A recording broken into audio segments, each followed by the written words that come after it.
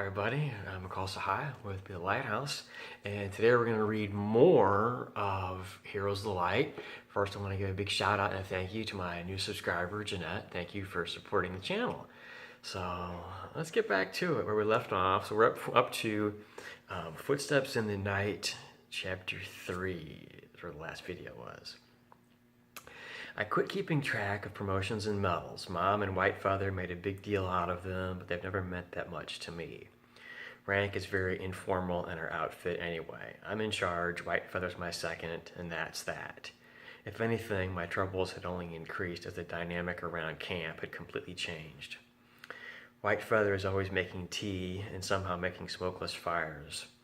I've lived with her family my entire life, and I can't make a smokeless fire.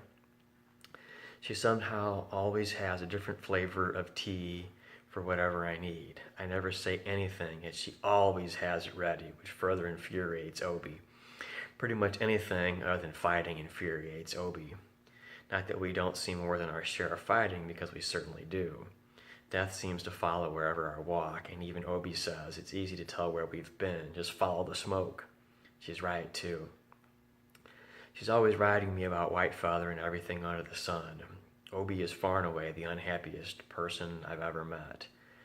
She has a lot to be angry about. Case in point is last night.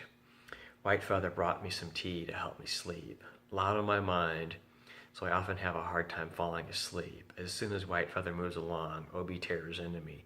Is she your mother? Tea? Who drinks tea? I rolled my eyes, but she keeps it up. Then when Whitefeather's cold, you sneeze. I just laughed, further incensing her, but she had a good point. Okay, so back to the war and all that. We're always out looking for Johnny Reb. We find them too, though it's also about finding where they're not. We scout battlefields and whatnot, but other than that, our missions tend to be a bit esoteric. It's not that I don't want to talk about it, you probably wouldn't believe me. Okay, here goes. No, I mean, most of it's pretty basic. Find a weakness that can be exploited and report it. That's what most of our missions are. We also rendezvous with and extract spies, too. We do a lot of training, too, from marksmanship to hand-to-hand combat. Whitefeather and I both carry steel tomahawks, though she also has a bow for when we need to be silent. We've certainly covered a lot of ground. At its base level, war does only one thing: destroy. It's either you or them. There's not much in between, and believe me, I know what at all costs means. Everyone's expendable, the mission's not. Unfortunately, Dad's given us more than a few of them. Thankfully, most of us came back from them physically intact, mentally not so much. No, I won't go into a dissertation on how war takes its toll. Others far more eloquent than myself have already written and said more than enough on that topic for you to get the idea.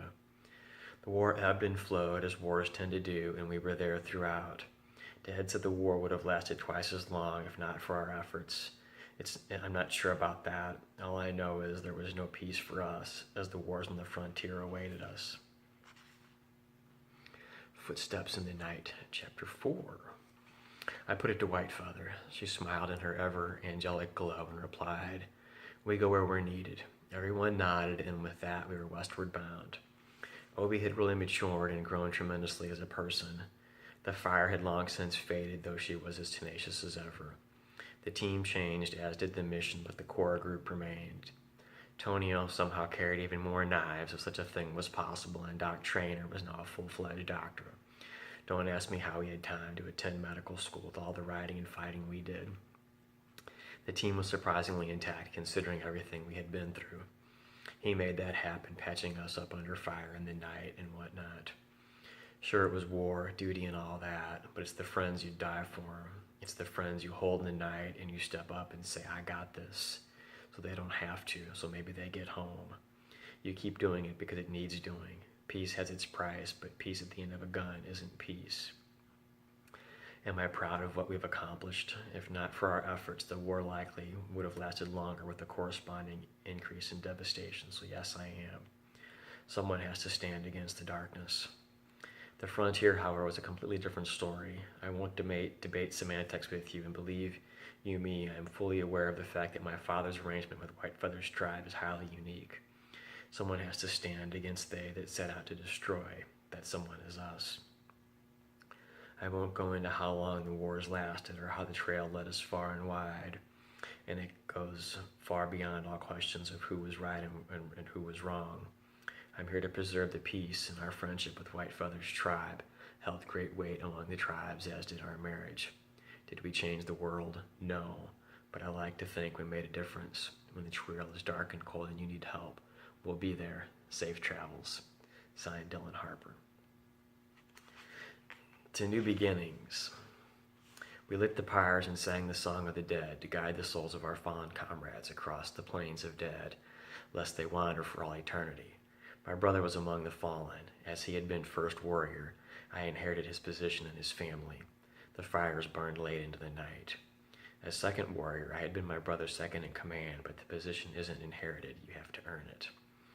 Our father had been a true master of the sword, so you can guess what our first toys were. Sis, on the other hand, more took to the bow. She can probably outshoot anybody in the land. Warrior culture indeed. Someone has to defend this defenseless. I think I'm going to pause there for the day.